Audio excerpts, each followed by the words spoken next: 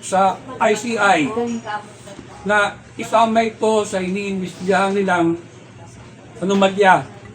At itong 1.5 trillion deal between the government na nirepresent ng DOTR, MIAA at ng NNIC o ng Syndical Group ay nababahiran ng anomalya. Nakita namin dito, sa panalay namin, di dapat itong tingnan ng ICI din. Tapos malaki ito sa flood control, 1.5 trillion ito, na magraraan hanggang 15 taon at may panibagong extension at 10 years lumalapas na 25 years.